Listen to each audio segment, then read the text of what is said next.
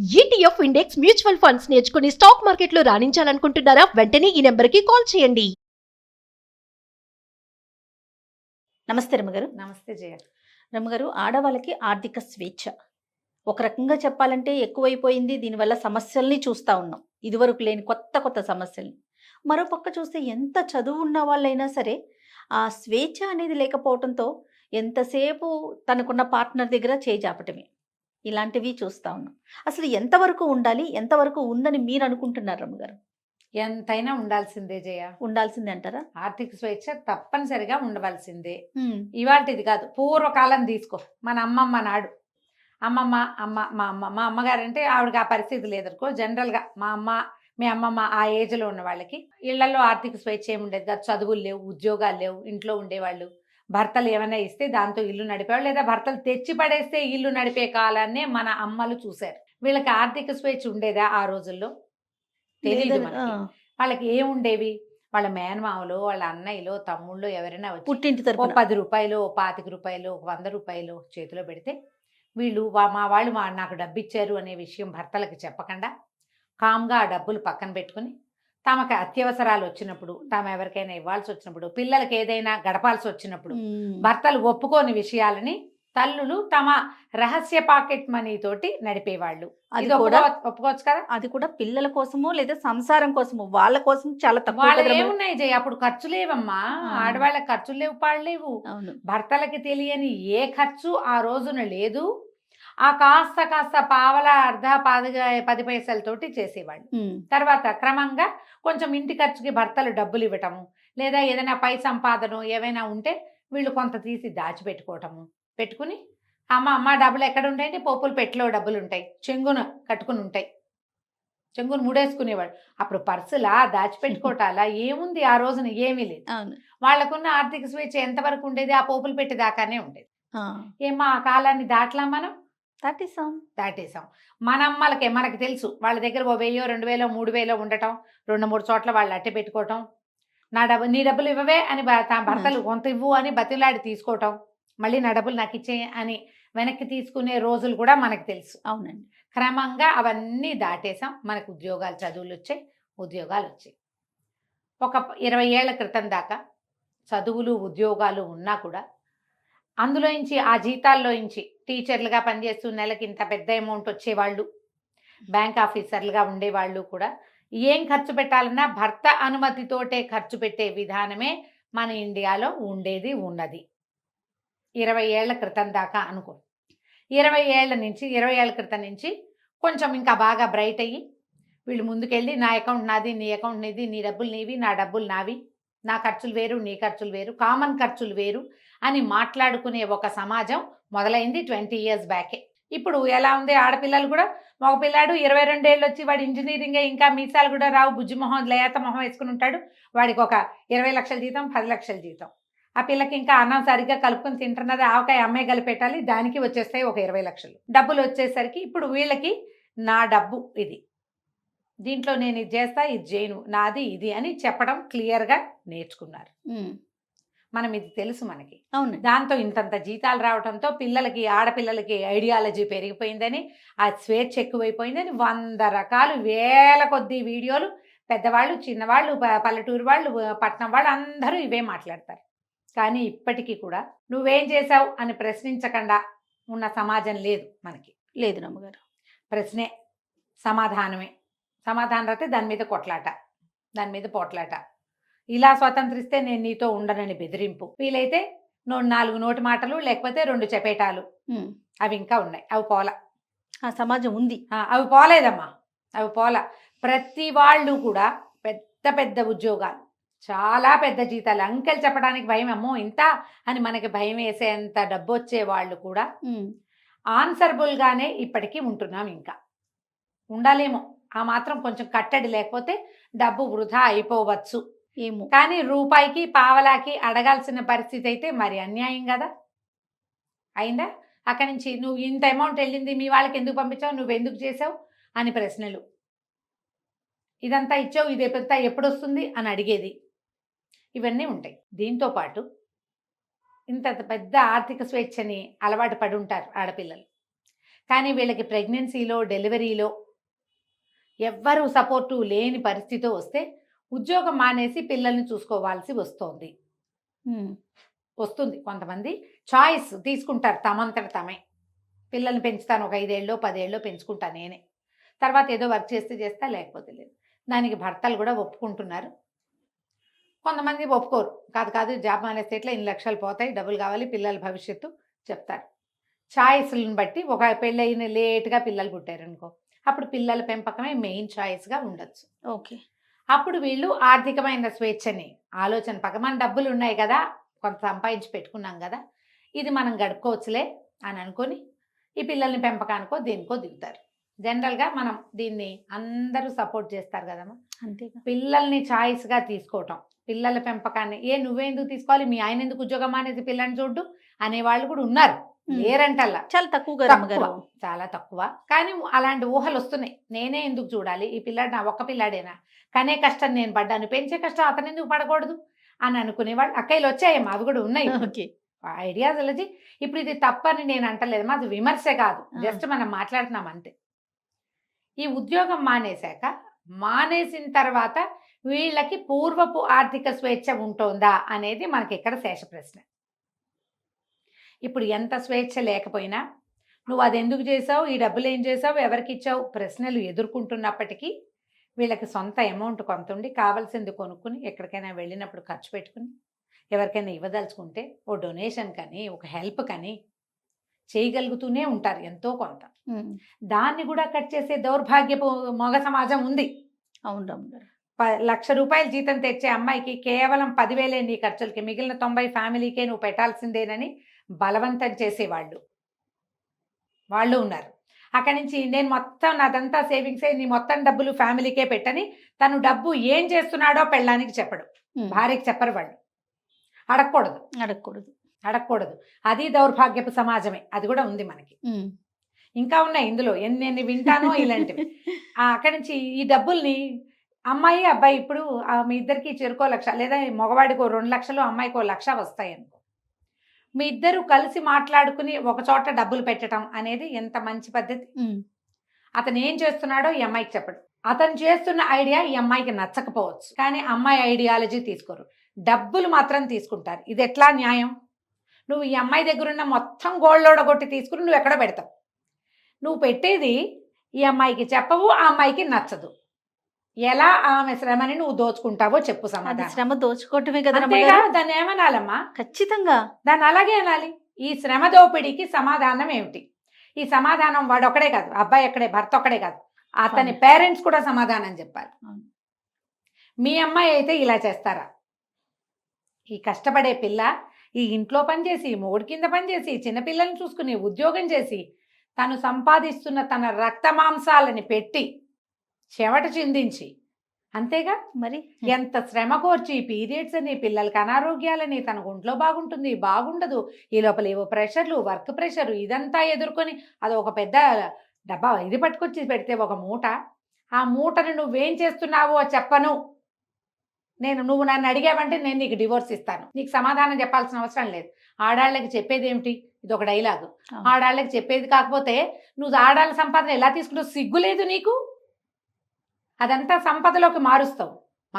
రేపు ఏదో చేస్తావు, నువ్వు పాడు చేస్తావని కాదు, కానీ నువ్వు ఏం చేస్తున్నావో పార్ట్నర్కి చెప్పి తీరాలి. ఖచ్చితంగా. మీరు జాబ్ చేయిస్తున్నారు అమ్మాయిని, అమ్మాయి వర్క్ నేను ఎలవ్ చేస్తున్నాను, అదొకటి. ఏమిటి నువ్వు ఎలవ్ చేసేది?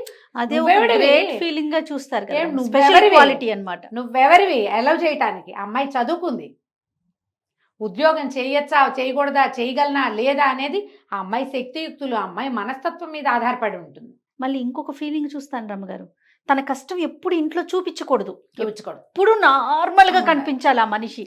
తను కూడా బయటికి వెళ్తుంది, తను కూడా ఉద్యోగం చేస్తుంది, తనకు కూడా ఆఫీస్ టెన్షన్స్ అనేవి ఉంటాయి, అవి అసలు అవి పట్టించుకునే రాగానే అమ్మాయి నవ్వుతూ అంటూ అడ్వర్టైజ్మెంట్ లో లాగా ఇంటికి వచ్చి వంట చేస్తున్న ఒక అడ్వర్టైజ్మెంట్ చూస్తాను నేను, నాకు ఎంత మంటగా ఉంటుంది. ఇలాంటి వాళ్ళని కూడా చూస్తామండి. ఆవిడ ఆఫీస్ లో బాస్ ఒక అడ్వర్టైజ్మెంట్ చూస్తా జయ, నేను అమ్మాయి అంటే ఇష్టం నాకు, యాక్ట్రెస్ పిల్ల అంటే.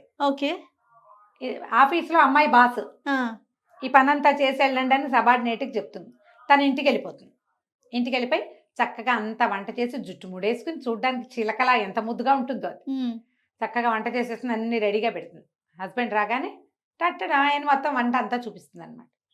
ఏమిటి మీరు ఏం చూపిస్తున్నారు అడ్వర్టైజ్మెంట్లో? నువ్వు ఆఫీస్లో అడవా చాకిరి బాస్గా నీ దగ్గరికి 100 మందిని హ్యాండిల్ హ్యాండిల్ చేస్తూ చేయాలి. నువ్వు ఇంటికి వచ్చి చక్కగా ఈ వంటంతా చేసి భర్తకి పెట్టమనే? పెట్టాల్సిందేనా? పెట్టు, బాగుంది. పెట్టు. నీ ఓపిక అది ఒక రోజు ఉంటది, ఒక రోజు ఉంటది కదా ఉంటదిగా రమ్మగారు. అప్పుడు. అప్పుడు ఎప్పుడు ఏటెళ్ళ కాలం 24 గంటలు 24/7 మరి ఇలాగే చేయగలరా అమ్మా ఎవరైనా? నాకు ఆ అడ్వర్టైజ్మెంట్ చూస్తే ఆ పిల్లంటే ఎంత ఇష్టమో, ఆ కాన్సెప్ట్ అంటే అంత కోపం వస్తుందా? నేను ఈ ఎలా సందర్భం చేయగలుగుతారు? అవును. ఇంకొక విషయం చెప్తాను రమ్మగారు. ఇదివరకు లాగా పొలాల్లో పడిపోయో, మట్టి రాసుకోనో, లేతే చెమట్లు కక్కే జాబు అబ్బాయిలకి ఉండట్లా, అమ్మాయిలకి. అమ్మాయిలకి ఉండట్లా. అమ్మాయిలకైతే అస్సలు ఉండట్లా. నేను అవును. చూసినంత వరకు. ఉమ్, ఏ ఏసీ కిందో, ఫ్యాన్ కిందో కూర్చొని టకటకలాడించుకోవటము, అదే. మాకులాగా మాట్లాడటం, ఇలా ఏసీ కింద వర్క్ చేసే జాబ్స్ ఉన్నాయి. అది ఫిజికల్ స్ట్రెయిన్ ఎక్కడ కనిపిస్తుంది రమ్మగారు? ఆ స్ట్రెస్ ఎక్కడైనా కనిపిస్తుందా? స్ట్రెస్ అంతా ఎక్కడ మెంటల్ లోపల గానే ఉంది, ఉంటుంది కదా. లోపల ఉంది కదా. వీళ్ళేముందా ఏసీలో కూర్చుంటున్నారు, వీళ్ళకి జీతాలు వచ్చేస్తున్నాయి. ఏసీలో కష్టం కూర్చోటమేగా. అంతా నాదే, నేనే కష్టపడుతున్నా ఈ ప్రపంచంలో. నువ్వైనా మట్టెత్తావా ఏమైనా? ఏం కాదు. కాదు. అయినా ఇప్పుడు ఈ చూడు, ఫీలింగ్ కూడా చూస్తాం రమ్మ గారు. ఉంటుంది. మాకు టెన్షన్లు ఉంటాయి. ఆ. నీది టెన్షన్ లేని జాబు, అసలు. మాకు టెన్షన్ ఉంది అసలు నీది ఒక ఉద్యోగమా అంటారు. ఏంటో ఉద్యోగం కాదు, కానీ నేను ఒక మాట చెప్తా జయ, వాళ్ళది ఉద్యోగాలు కావు, చిన్న ఉద్యోగం, ఏదో చిన్న పని. కానీ ఇంట్లో పని, ఇంట్లో ఆడవాళ్ళు ఉంటే ఎన్ని పనులు చేయాలో, ఆ బట్టలు పాతలు, ఇల్లు వాకిలి, పిల్లలు జల్లలు, చుట్టాలు, మరి వంట, కొంపగోడు, ఇవన్నీ చేసుకుని అక్కడికి వెళ్ళి అక్కడ నవ్వు మొహం పెట్టుకుని అక్కడ ఉండి అవును. మళ్ళీ ఇంటికి వచ్చి మళ్ళా మొదలే కదా, మళ్ళీ నవ్వు మొహమే పెట్టాలి. మళ్ళీ నవ్వు మొహం పెట్టాలి, మళ్ళా పని. పోనీ దీంట్లో ఆ. చేద్దాం, అవన్నీ చేసేద్దాం. చేస్తున్నారమ్మా బంగారు తల్లులు. ఏ మట్టితో చేశాడో గాని భగవంతుడు ఈ రోజుల్లో ఆడపిల్లల్ని అవును రమ్మ గారు, అన్నీ ఇంట బయట చేస్తున్నారు. కూడా చేసుకుంటున్నారు. చేస్తున్నారు. కానీ ఆర్థికంగా ఫ్రీడమ్ ఉంటుందా? ఇది మన క్వశ్చన్. అదే. అవును. జాబ్ మానేసి ఇళ్లల్లో ఉన్న వాళ్ళకి ఆర్థిక స్వేచ్ఛ ఉండనిస్తున్నారా? ఉండనివ్వట్లేదు జయ, ఉండనివ్వటల్లా. మనము మామూలుగా పని వాళ్ళ దగ్గర కూడా చూస్తాం, సెపరేట్గా అకౌంట్లు మెయింటైన్ చేసుకుంటారు. సొంత ఖర్చులకి 100, 200, 300, 500 పాత రోజుల్లో పెట్టుకున్నట్టే డబ్బులు పక్కన పెట్టుకుంటారు. గూగుల్ పేలో ఉంచుకుంటారు. అమ్మ అందులో పెట్టద్దు, మా ఆయన చూసేస్తాడు, నా చేతికి ఇవ్వు అని Yes. తీసుకుంటారు. అవును రమ్మ గారు. తీసుకుంటారు. మరి వాళ్ళ సొంత ఖర్చులు ఉంటాయి, అన్నిటికీ మొగుళ్ళకి సమాధానం చెప్పాల్సి వస్తుంది. పనేమో వీళ్ళు చేస్తారు, డబ్బులేమో వాళ్ళు మేనేజ్ చేస్తామంటారు. ఈ విధానం మారితేనే మీకు స్వేచ్ఛ వచ్చినట్టమ్మా. ఇది మారాలి. ఇప్పుడు మా ఫ్యామిలీ కోసం ఒక పెద్ద అమౌంట్ లేదా ఒక అకౌంట్ అనేది ఉంచుకుని అందులో అది కదిపేటప్పుడు మీరిద్దరూ మాట్లాడుకునే చేయండి. కానీ మీ సొంత ఖర్చులకని మరి ఎలా అంటే కనీసం ఒక 30% అయినా సొంత ఖర్చులకి ఉంచుకోండి. కనీసం 30% మీ శ్రమకి గుర్తింపు. అకౌంట్స్ సీజ్ చేసేయటం, కలిపేసేయటం. ఎప్పుడు జాయింట్ అకౌంట్లే ఉంటాయి జయ భార్యాభర్తలకి. ఆడవాళ్ళకి సొంత అకౌంట్లు ఉండనివ్వరు. ఉండనిచ్చిన మొత్తం పాస్వర్డ్ తో సహా వాళ్ళ చేతిలోనే ఉంటాయి కదా. వాళ్ళకే తెలుసు. నువ్వు చూడు, చాలా మందికి భర్తల పాస్వర్డ్లు తెలియవు, భార్యల పాస్వర్డ్లు అందరికీ తెలుస్తాయి. ఇంట్లో పిల్లలు కూడా తెలుస్తాయి జయ. అవును రమ్మ గారు. ఫోన్లకు అంతే, ఏటీఎం కార్డులకు అంతే. ఏటీఎం కార్డు అంతే, డెబిట్ కార్డు అంతే, క్రెడిట్ కార్డు అంతే. అన్ని పిల్లలకి భర్తకి తెలుసు, భర్త గారివి తెలియదు. ఒక్కటి కూడా తెలిసి ఉండదు. మనం ఏం చేసినా, మీరు ఏం చేసినా భర్తలకు వెంటనే అది వచ్చేస్తుంది. అక్కడ 1000 గీసింది, ఇక్కడ 2000 గీసింది, అక్కడ 10,000 ఏదో. కానీ భర్తలు చేసినవి మీకు వస్తాయా? రావు. ఇప్పుడు సమానత్వం ఎక్కడుందమ్మా? నేను సమానత్వానికి చెప్పట్లేదు, కనీసం 70-30 ఉంచుకోండి అని చెప్తున్నా. ఆ మాత్రమైనా తీసుకోండి. అది లేనిదే కుదరదు. డబ్బే జీవితమా? డబ్బు ఇంపార్టెంటా? కాదు. మానవ సంబంధాలు ఇంపార్టెంట్. అవును. మరి మగవాళ్ళకి అవి కాదా? కాదు రమ్మ గారు, కాదు. డబ్బు ఇంపార్టెంట్ కాదన్నప్పుడు మనం ఇంట్లో కూర్చోట్లేదు కదా. కూర్చోట్లేదుగా. అంతే కదా, మనం కూడా పరుగులు పెడుతున్నాం కదా. జయ, పెద్దవాళ్ళు ఉంటారు. ఇప్పుడు మన అమ్మలు కొంతమంది, ఇప్పుడు నా ఏజ్ కంటే కొంచెం పెద్దవాళ్ళు అనుకో. నా ఏజ్ అంటే ఇంకా సంపాదించే వయసే కదా. అవును. 60+ అయ్యాక ఇప్పుడు మన అమ్మ ఉంది, ఎక్కడో ఉంటుంది, ఆవిడ ఏదో ఊళ్ళో ఉంటుంది, మనం ఒక ఊళ్ళో ఉంటాం. అమ్మకి అంత డబ్బులు వస్తాయి రావు. ఆవిడ కూరలు తెచ్చుకోవాలి, సరుకులు తెచ్చుకోవాలి, చేయాలంటే మనం ఏం చేస్తాం? ఓ గూగుల్ పేనో, ఓ ఫోన్ పేనో, ఇంకోటి ఏమిటో పెట్టి రెగ్యులర్గా అందులో డబ్బులు ఉండేలాగా చూస్తాం. అమ్మ తన దారిని తను ఖర్చు పెట్టుకోవడానికి. ఖర్చు అంటే ఏమిటో వాడేసుకోవడం కాదు, రెగ్యులర్ దైనందిన అవసరాలైనా ఉంటాయి కదా. అది మన ఇంటికే తీసుకొస్తారు. ఒక అకౌంట్ వాళ్ళ గూగుల్ పేకి అటాచ్డ్గా చేసి వదిలిపెట్టాలి. పెళ్ళాలకి అలా చేయకుండా చేసే వాళ్ళు ఉన్నారు తెలుసా ఇప్పటికీ. ఈ రోజుల్లో యంగ్స్టర్స్ 30+ వాళ్ళే మీరు బాగా ప్రాక్టికల్ గా కేసెస్ ఒక్క చూస్తున్నట్టున్నారు. రూపాయికి కూడా సమాధానం చెప్పాల్సిన స్థితిలో ఉంటున్నారు ఆడపిల్లలు. కేసులు చూస్తున్నారు కదా రమ్మగారు. ఉద్యోగం మానేశారంటే వెంటనే వాళ్ళ అకౌంట్ చచ్చారే. భర్తల పరం అయిపోతాయి. అందులో డబ్బు ఉంటుంది బోల్డు.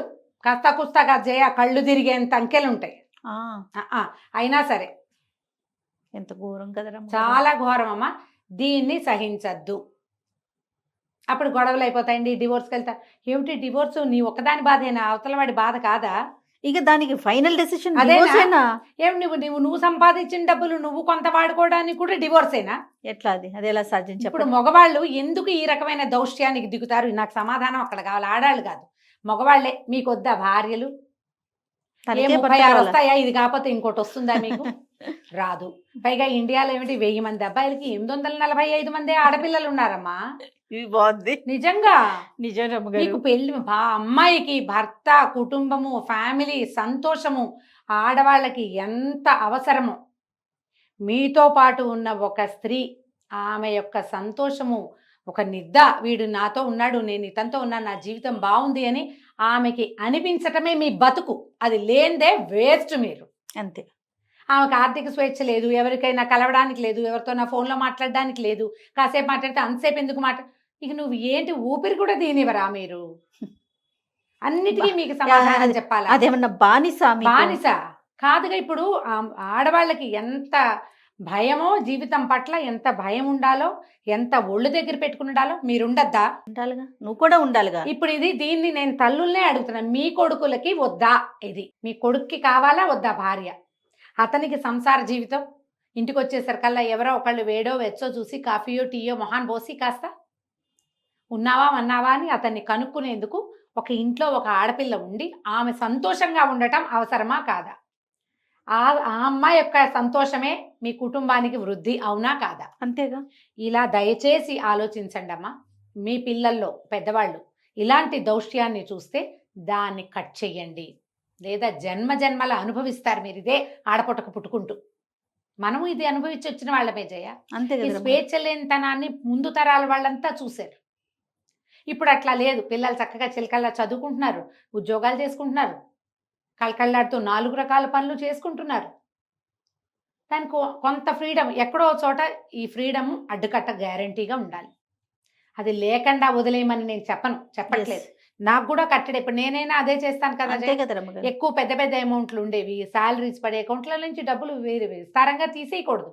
వాడేస్తుంటే రేపొద్దున సేవింగ్స్ అవ్వవు. కానీ ఇవి మాట్లాడుకోవాలి కదా. ఇది మాట్లాడుకుని మీ పక్క వాళ్ళని, స్పౌజ్ని, భార్యని ఈ డబ్బు విషయంలో మీరు కనుక సంతోషంగా కాదు, కనీసం కొంత గాలి పీల్చుకునే రకంగా అయినా ఉండనివ్వకపోతే మీరు ఆదిమానవ సమాజంలో ఉన్నట్టే. మీరేమీ జీవితంలో ముందుకెళ్ళినట్టు కాదు. అంతేగా. ఇప్పుడు మీరు రేపొద్దున మీ పిల్లలకి ఏం చెప్తారు? మీ పిల్లలు కూడా ఇలాగే స్వేచ్ఛ లేకుండా చేయటం మీకు కుదురుతుందా? ఒక పిచికని బందికానాలో పెట్టి మధ్యలో దాన్ని చేయి పెట్టి దాన్ని మెడ పిసికేస్తూ ఉంటామా మనం? ఆల్రెడీ ఈ పెళ్లి, పిల్లలు, ఇల్లు, సంసారము బందికానానే. కాకపోతే కొంత స్వేచ్ఛ ఉంటుంది.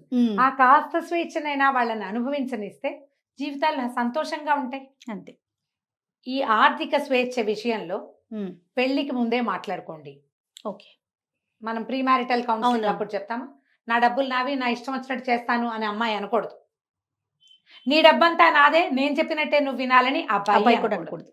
ఈ డబ్బులు మనవి, దీని మీద కొంత ఫ్రీడమ్ నువ్వు అవలంబించు, కొంత ఫ్రీడమ్ నేను అవలంబిస్తా. మన ఇద్దరిది కలిపి కొంత అమౌంట్ ఉండాలి. అంతే. వాళ్ళమ్మకి ఇచ్చిన కొంతమంది ఆడపిల్లలేమో భర్తలు ఏమీ చేయకూడదని పట్టుకుంటారు. ఈ శాతం తక్కువ, కానీ ఉంటారు. మగవాళ్ళు ఎక్కువ పట్టుకుంటారు. ఆడవాళ్ళకి అంత ఫ్రీడమ్ ఇవ్వకూడదు అనుకుంటారు. మనీ మేనేజ్మెంట్ ఆడవాళ్ళకి అంత తెలియకపోవచ్చు. ఎందుకంటే చిన్నప్పటి నుంచి తండ్రి ఒద్దికలో ఉంటారు, బాగా తెలుసుకోరు.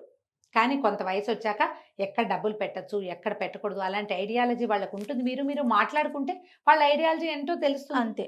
కొంతమందికి ఏమో ఇల్లు వాకిళ్ళు కొనేసుకోవాలని ఉంటుంది జయ. ఇల్లు ఇల్లు ఇల్లు ఇల్లు ఇల్లు అంటారు. ఇల్లు స్థలాలు కొనేసుకోవాలి, ఎక్కడైనా సైట్లు కొని పెట్టుకోవాలి. వాళ్ళ ఫాదర్స్ని బట్టి వాళ్ళకి ఐడియాలజీ వస్తుంది. ఒక్కొక్కళ్ళేమో ఎక్కడైనా డబ్బులు మదుపు పెట్టడం, ఈ షేర్స్లో పెట్టడం అని ఇట్లాంటివి చేస్తారు. మీరు అది వీళ్ళు ఇది అయ్యారనుకోండి, అందులోనూ పెట్టండి, ఇందులోనూ పెట్టండి. మాట్లాడుకోండి ముందు. మాట్లాడుకుని ఈ ఆర్థిక స్వేచ్ఛ వ్యవహారాన్ని సార్ట్ అవుట్ చేసుకోండి.